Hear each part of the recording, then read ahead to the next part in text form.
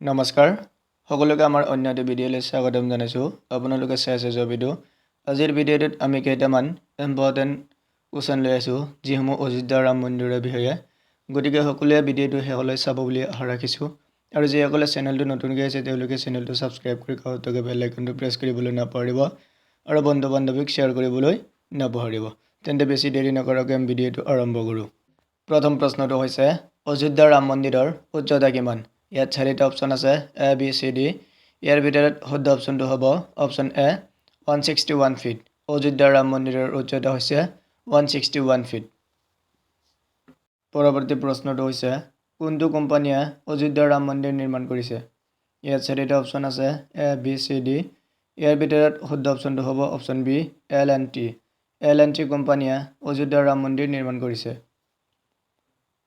3 number প্ৰশ্ন অযোধ্যা ৰাম মন্দিৰৰ স্থপতি কোন আছিল option A Sohan Bansal option B Rajnish Kumar option C Chandrakant Sompura option D এইবোৰৰ কোনটোও নহয় ইয়াৰ ভিতৰত শুদ্ধ অপশ্যনটো হ'ব অপশ্যন চি চন্দ্ৰকান্ত সম্পুৰা অযোধ্যা ৰাম মন্দিৰৰ স্থপতি আছিল চন্দ্ৰকান্ত সম্পুৰা নেক্সট প্ৰশ্নটো হৈছে অযোধ্যা কোনখন ৰাজ্যত অৱস্থিত option A Uttarakhand option B Uttar Pradesh option C Haryana option D Rajasthan শুদ্ধ অপশ্যন বি উত্তৰ প্ৰদেশ অযোধ্যা ৰাম মন্দিৰ উত্তৰ প্ৰদেশত অৱস্থিত 5 নম্বৰ প্ৰশ্ন শ্ৰীৰাম জন্মভূমি মন্দিৰৰ আধাৰশিলা কেতিয়া স্থাপন কৰা হৈছিল এ বি চি ডি ইয়াত চাৰিটা অপশ্যন আছে ইয়াৰ ভিতৰত শুদ্ধ অপশ্যনটো হ'ব অপশ্যন এ 5 আগষ্ট 2020 চন 5 আগষ্ট 2020 চনত শ্ৰীৰাম জন্মভূমি মন্দিৰৰ আধাৰশিলা স্থাপন কৰা হৈছিল 6 নম্বৰ প্ৰশ্ন ৰাম জন্মভূমি মন্দিৰৰ আধাৰশিলা কোনে স্থাপন কৰিছিল option A Amit Shah option B Narendra Modi option C Sonia Gandhi option D none of this এইবোৰৰ কোনোটোৱেই নহয় শুদ্ধ অপশ্যনটো হ'ব অপশ্যন বি নৰেন্দ্ৰ মোদী ৰাম জন্মভূমি মন্দিৰৰ আধাৰশিলা ভাৰতৰ প্ৰধানমন্ত্ৰী নৰেন্দ্ৰ মোদীয়ে স্থাপন কৰিছে 7 নম্বৰ প্ৰশ্ন অযোধ্যাৰ পৰিৱৰ্তিত নাম কি আছিল option A Awadh option B Faizabad option C Pataliputra option D Prayagraj শুদ্ধ অপশ্যন বি ফৈজাবাদ অযোধ্যাৰ পৰিৱৰ্তিত নাম আছিল ফৈজাবাদ 8 নম্বৰ প্ৰশ্ন অযোধ্যা বিবাদৰ শুনানি একেৰাহে কিমান দিন চলি আছিল option A 30 option B 50 option C 40 option D 90 শুদ্ধ অপশ্যনটো হ'ব অপশ্যন চি 40 দিন অযোধ্যা বিবাদৰ শুনানি একেৰাহে 40 দিন চলি আছিল 9 নম্বৰ প্ৰশ্ন অযোধ্যা কোনখন নদীৰ পাৰত অৱস্থিত ইয়াত চাৰিটা অপশ্যন আছে ইয়াৰ ভিতৰত শুদ্ধ অপশ্যনটো হ'ব অপশ্যন চি চাৰজু অযোধ্যা চাৰজু নদীৰ পাৰত অৱস্থিত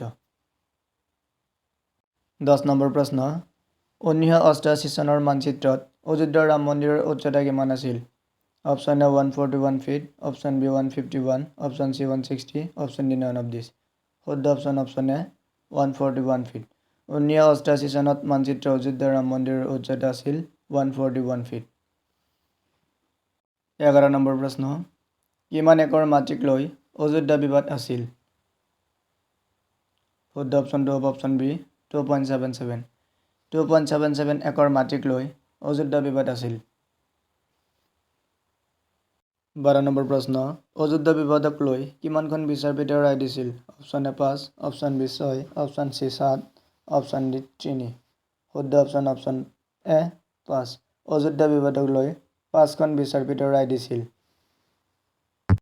13 নম্বৰ প্ৰশ্ন ন্যায়াধীশ ৰঞ্জন গগৈৰ বাহিৰে অযোধ্যা বিবাদৰ ৰায়দানৰ লগত জড়িত 4জন ন্যায়াধীশ কোন আছিল শুদ্ধ অপশ্যনটো হ'ব option E suitable for all A B C D ইয়াত যিকেইটা অপশ্যন আছে ৰঞ্জন গগৈৰ বাহিৰে অযোধ্যা বিবাদৰ ৰায়দানৰ লগত জড়িত এইকেইজনেই হৈছে 4জন ন্যায়াধীশ 14 নম্বৰ প্ৰশ্ন অযোধ্যা বিবাদৰ সিদ্ধান্তৰ পিছত মছজিদৰ বাবে কিমান মাটি দিয়া হৈছে অপশ্যন এ 2 একৰ অপশ্যন বি 5 একৰ অপশ্যন চি 6 একৰ অপশ্যন ডি 8 একৰ শুদ্ধ অপশ্যনটো হ'ব অপশ্যন বি 5 একৰ অযোধ্যা বিবাদৰ সিদ্ধান্তৰ পিছত মছজিদৰ বাবে 5 একৰ মাটি দিয়া হৈছে পৰৱৰ্তী প্ৰশ্নটো হৈছে অযোধ্যা বিবাদৰ সিদ্ধান্ত কাৰ পক্ষত আছিল এ বি চি ডি ইয়াত চাৰিটা অপশ্যন আছে ইয়াৰ ভিতৰত শুদ্ধ অপশ্যনটো হ'ব অপশ্যন এ ৰাম জন্মভূমি স্থান অযোধ্যা বিবাদৰ সিদ্ধান্ত ৰাম জন্মভূমি স্থানৰ পক্ষত আছিল?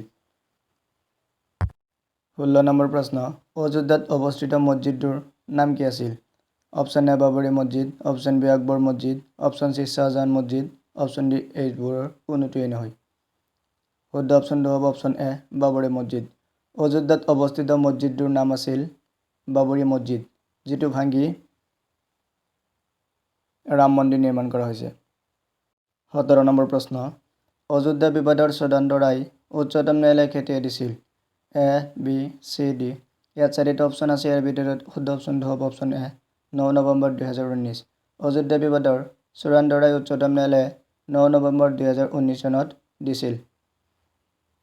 18 নম্বৰ প্ৰশ্ন উত্তৰ প্ৰদেশৰ মুখ্যমন্ত্ৰী কোন? Option D A Shivraj Singh Chouhan, option B Nitish Kumar, option C Uddhav Thackeray, option D Yogi Adityanath.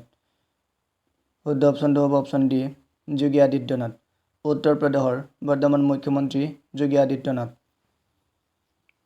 19 number প্ৰশ্ন ৰাম মন্দিৰৰ ভূমি পূজন কেতিয়া অনুষ্ঠিত হৈছিল? শুদ্ধ অপশ্যনটো হ'ব অপশ্যন চি 2020। ৰাম মন্দিৰৰ ভূমি পূজন 2020 চনত অনুষ্ঠিত হৈছিল। 20 নম্বৰ প্ৰশ্ন শ্ৰীৰামৰ জন্মস্থান অযোধ্যাক আন কি নামেৰে জনা যায়? Option A Faizabad, option B Saket, option C Ram Sita Nagari, option D এইবোৰৰ কোনোটো নহয়। শুদ্ধ অপশ্যনটো হ'ব অপশ্যন বি সাকেত। শ্ৰীৰামৰ জন্মস্থান অযোধ্যাক সাকেত নামেৰেও জনা যায়। পৰৱৰ্তী প্ৰশ্নটো হৈছে ৰাম মন্দিৰত কিমান স্তম্ভ থাকিব? Option A 392, option B 551, option C 310, option D 312। শুদ্ধ অপশ্যনটো হ'ব অপশ্যন এ 392। ৰাম মন্দিৰত 392 স্তম্ভ থাকিব। 22 নম্বৰ প্ৰশ্ন ৰাম মন্দিৰত কিমান মণ্ডপ থাকিব? অপশ্যন এ 4 মণ্ডপ, অপশ্যন বি 5 মণ্ডপ, অপশ্যন চি 2 মণ্ডপ, অপশ্যন ডি 10 মণ্ডপ। শুদ্ধ অপশ্যনটো হ'ব অপশ্যন বি 5 মণ্ডপ। ৰাম মন্দিৰত 5টা মণ্ডপ থাকিব। 23 নম্বৰ প্ৰশ্ন কোন তাৰিখত ৰামলালৰ আজীৱন প্ৰাণ প্ৰতিষ্ঠা হয়? শুদ্ধ অপশ্যনটো হ'ব অপশ্যন চি 22 জানুৱাৰী 2024। 22 জানুৱাৰী 2024 তাৰিখত ৰামলালৰ আজীৱন প্ৰাণ প্ৰতিষ্ঠা হয়।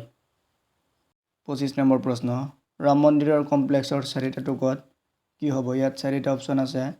ইয়াৰ ভিতৰত শুদ্ধ অপশ্যনটো হ'ব অপশ্যন এ 4টা মন্দিৰ।